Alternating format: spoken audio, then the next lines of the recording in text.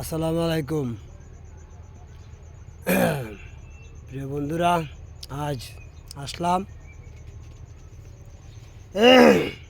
হিন্দু কালীপুর সমিতিতে বন্ধর দিন। এসে দেখলাম আমার এক সদস্য এই ভুট্টার ক্ষেত রোপণ করেছেন। আসলেই কৃষকরা যে এত অভিজ্ঞতা আছে, মাঠ পর্যায়ে না করলে কেউ বুঝতে পারবেন না। দেখেন কত সুন্দর। আমি ভুট্টা ক্ষেতের আছি। ভুট্টা ক্ষেতের যে অবস্থান, বাম্পার ফসল দিবে বছর। দেখেন কত সুন্দর। হাই গাইস,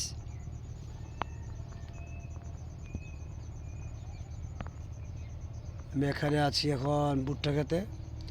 যে একজন কৃষক এত সুন্দর ফসল করছেন, বাস্তবে না দেখলে বোঝা যাবে না। তাই ভাই ভিডিওটা করে লাই, পরে মাতেই আপনারা মেহমান। আমি আসলাম এখানে, ঘুরে দেখতে পেলাম। দেখেন কত সুন্দর ভুট্টা ক্ষেত।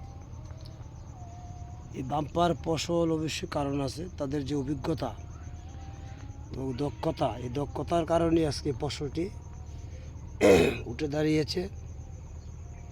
এই সদস্যগুলোর যদি বড় ধরনের ঋণ দেওয়া যাইতো, তাহলে মনে আরও ফসল সুন্দর হইত। দেখেন কত সুন্দর বাম্পার ফসল। চারিদিকে শুধু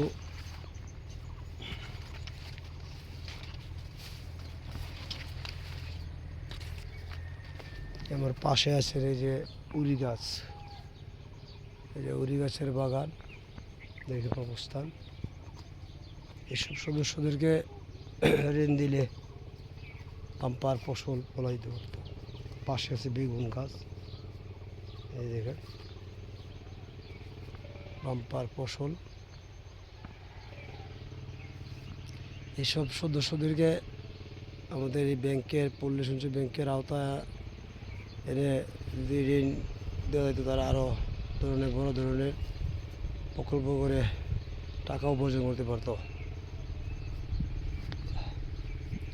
হাই গাইস, ধন্যবাদ। যে যেখানে আছেন সকলেই দোয়া করবেন। আজকের এই বন্ধ দিনে মাঠ পর্যায়ে আসলাম পরিদর্শন করতে।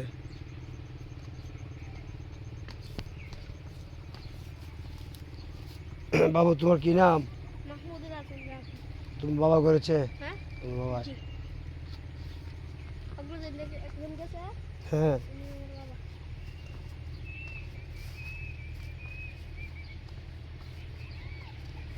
দেখেন বাম্পার